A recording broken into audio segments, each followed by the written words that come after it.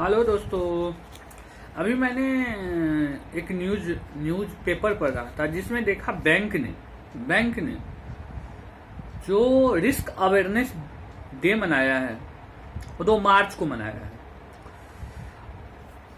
तो मैंने सोचा कि रिस्क अवेयरनेस यानी कि बैंक में कोई भी एम्प्लॉय के लिए जो काम करता है उसके लिए बैंक का रिस्क सबसे बड़ी जिम्मेदारी होती है। एक बैंक अपने रिस्क को कैसे हैंडल करता है सबसे बड़ी उसकी जिम्मेदारी होता है, क्योंकि रिस्क अगर हैंडल है तो आप भी अच्छे बैंक कहलाते हो, एक स्टेबल बैंक कहलाते हो। तो कौन सा रिस्क होता है जिसको हैंडल करना? मेनली बैंक में 3 रिस्क होता है जो कि हैंडल करना सबसे बड़ी जिम्मेदारी, और 3 ही रिस्क बैंक में देखा गया है। एक रिस्क होता है क्रेडिट रिस्क, दूसरा रिस्क होता है ऑपरेशनल रिस्क, और थर्ड रिस्क होता है मार्केटिंग रिस्क। अब चलते हैं क्रेडिट रिस्क क्या होता है। क्रेडिट रिस्क बैंक का वो रिस्क है जो कि बैंक जब लोन देता है और लोन वापस नहीं आता है वो एनपीए हो जाता है, यानी कि non forming asset. Bank loan वापस नहीं आता, वो क्रेडिट रिस्क में उसका काउंट हो जाता है।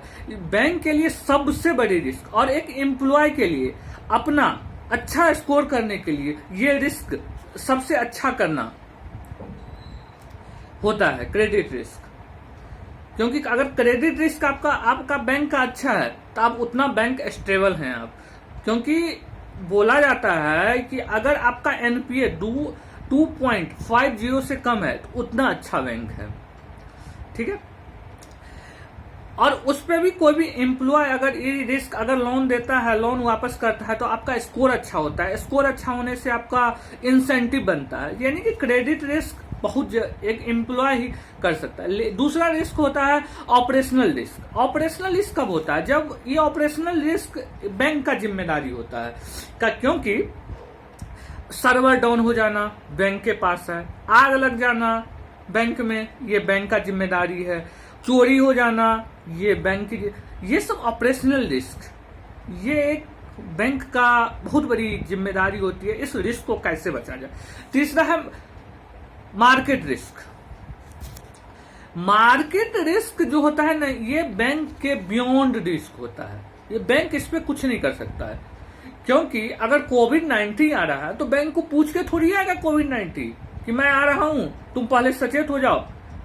नहीं ना हो सकता है। कोई पेंडेमिक आ रहा है, ठीक है, जो कंट्रोल से बाहर होता है, तो वो बैंक के पास नहीं हो सकता है। इसमें 2 तारीख को जो रिस्क अवेयरनेस मनाया गया है उसमें एक बैंक को आईएसओ सर्टिफिकेट मिला है। यानी कि आईएसओ सर्टिफिकेट का नंबर पहले बोल देता हूँ। आईएसओ सर्टिफिकेट का नंबर होता है 32,000 2018, क्योंकि 2018 से शुरू हुआ है। 32,000 आईएसओ नंबर है, 32,000 2018।